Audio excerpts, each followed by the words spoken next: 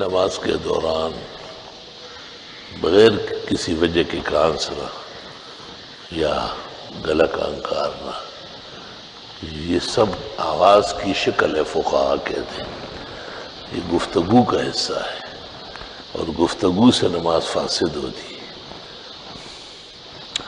الا یکون عذرا بما لا تصح صلاته الا به، اگر ایسی تکلیف پیش آ رہی کہ نماز ہی نہیں پڑھ سکتا جب تک کہ کھانسے نہیں یا گلا نہ کھنکھارے۔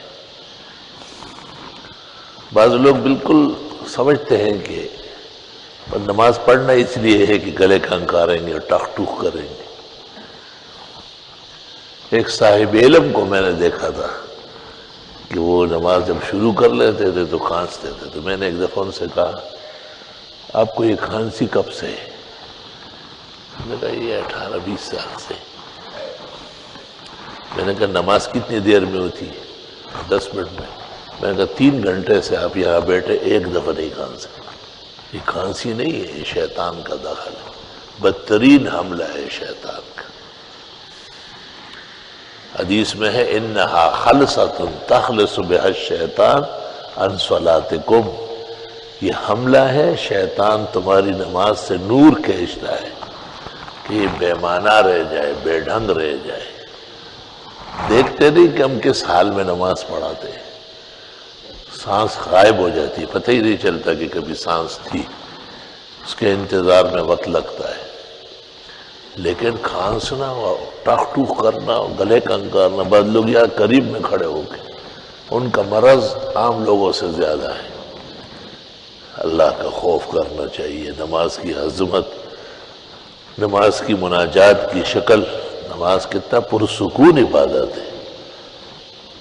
حدیثوں میں آتا ہے کہ نماز اس شخص کی ہوگی لا یحدث بها نفسہ، جو دل میں خیالات اور وسوسے بھی نہ لائے۔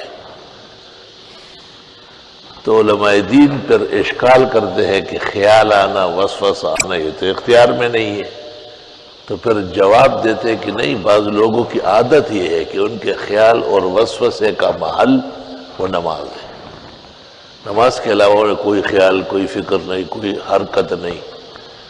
بہت نامناسب بات ہے کہ مومن کی نماز ہی محفوظ نہ ہو۔ مومن کی نماز تو اللہ سے مناجات کا ایک ادا ہے، مومن کی نماز تو تمام عبادات کا مرجع ہے، معدن ہے۔ مومن کی عبادت اور مومن کی روح برابر ہے۔ عبادت ہو تو یہ زندہ ہے، عبادت نہیں ہے تو یہ مرا ہوا ہے۔ روح ہے تو زندہ ہے، نہیں ہے تو مرا ہوا ہے۔ بہت احتیاط سے نماز پڑھے، بہت ہی خیال سے، توجہ سے، اور اپنی عادتوں پر نظر ثانی کر لیں۔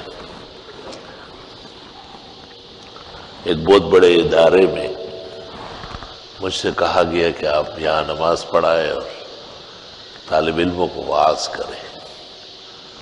بس وعظ کیا تھا اور حاضری کیا تھی، ایک کانسی ہاؤس میں داخل ہو گئے، کانسی اینڈ کمپنی میں قدم رکھا ہم نے۔ میں نے نماز کے بعد گفتگو میں اسی کو بیان کیا کہ بھئی یہ کھانسنا اور یہ گلے کھنکھارنا یہ آداب صلاۃ کے خلاف ہے، اور بہت تفصیل کی اس میں۔ محتمم صاحب نے بھی بعد میں مجھے ناشتے کے وقت کہا، اور ایک دو مدرسین نے بھی، اپنے ایک ساتھی نے بھی، یہ تو میں نے کہا نہیں، یہ نہ بیماری ہے نہ کوئی عذر ہے، یہ شیطان کا بدترین حملہ ہے۔ پورے فیصل آباد میں کئی شیطان اتنا نہیں ہوگا جتنا یہاں اس ادارے میں ہے۔ ان کو یہ خیال تھا کہ شاید یہ ایسے ہی جیسے غصے کی باتیں کرتا ہے۔ اگلے دن اسی نماز میں نے انہی آدمیوں کا دوبارہ وہاں چلتے، واللہ العظیم ایک ٹاک ٹوک نہیں تھا۔ لوگ سمجھ گئے تھے، لوگ مسجد میں ضد کرنے تھوڑے یاد ہے۔ میں نے جنہوں نے مجھے کہا یہ عذر ہے، میں نے کہا آپ کو مبارک ہو، آپ پر ان سے بڑا شیطان سوار ہے۔ میں نے کہا آج تو کوئی نہیں کھانس رہا ہے، وہ مغرب کل بھی تھی، وہ آج بھی، ایک ہی دن میں صحت مند ہو گئے۔ تو یہ اسی تقریر کی برکت، الحمدللہ۔